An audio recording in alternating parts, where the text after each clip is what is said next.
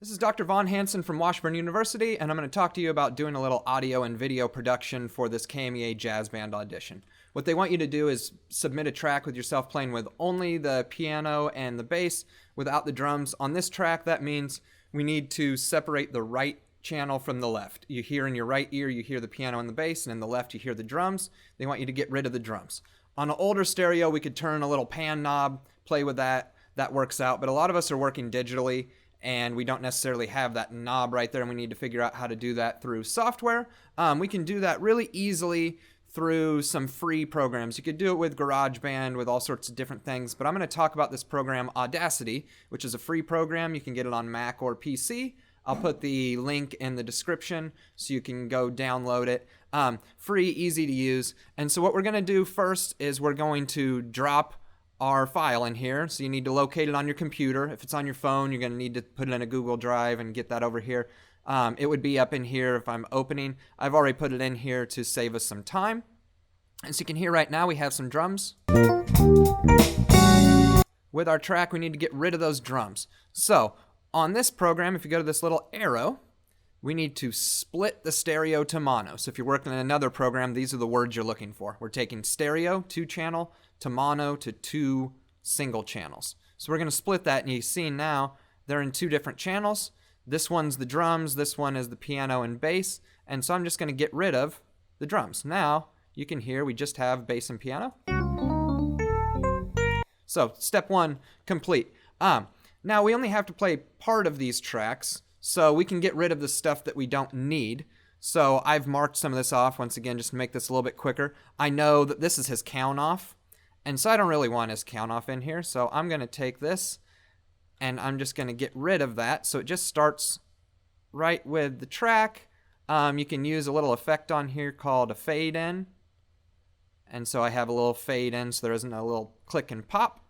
And I also marked where the end of it is for us. So I'm going to zoom in just a little bit here. I need to click there. And I'm going to get rid of all of the stuff afterwards. So we have it cutting off on that last downbeat that we play. I'm going to kind of highlight that, and then I'm going to use, once again, I'll use our effect that says fade out. So now I have a fade in, fade out, the track we need, and just the piano and bass through this Audacity program. So then you take what you have there, export it. A waveform is going to be a higher quality. MP3 is going to use less gigs. It's going to be less of a file. So you can choose your preference there. So if we export it as an MP3, we can go through that whole process. I've already done this, so I'm not going to do it again. So I'm going to move to our next program. So now we have all that. We need to put it together with our drums. So you're not going to see my face anymore. I'm going to go into this iMovie program. So what I'm doing here is I'm in iMovie, which is a free program that comes with a Mac, but there's all sorts of DaVinci Resolve, Lightworks, all sorts of different things. If you do a Google search, you can find free video editing software. What we're doing is pretty simple, so you don't need anything high-powered. You don't really need to pay for anything. You can find some free programs. So what I have here is me playing. You can hear it's just me playing separated.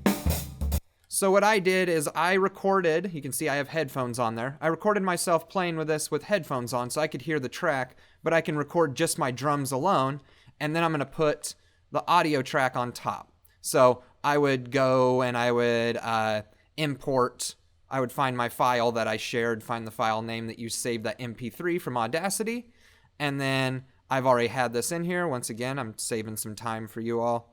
And then I have my audio track. So this is the piano and bass that we just did in Audacity. So if I just drop this anywhere, you can hear it's kind of a mess because they're not lined up. But we can use our waveform to see where they're lined up. So I know that this is a snare drum on beat 3 in that first bar, and I can see this here. I also know that the piano and bass play a pretty strong beat 3 because I've worked this out already. And so now when I have these, they're synced.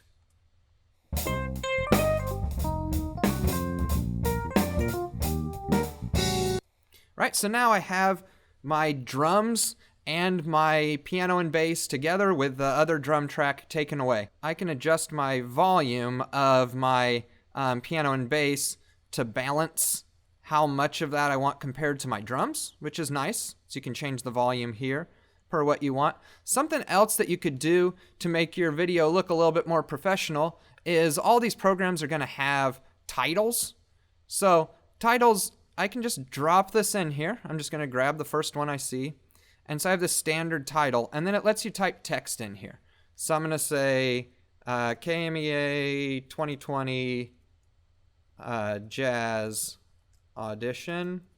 Put my name in here. And put drum set, what I'm playing. Great.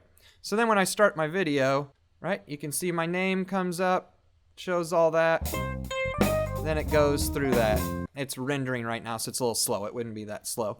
But so it goes through there, and you got a little title, and it plays. And so you could drop this, you could do this for each track, and you put each one of these in here, and you have your audio and video. If you wanted, you could put another little title between each one. That if we click on here, I could say, okay, my next tune is Rio, right? Rio Rhythm, whatever. And I put that in here.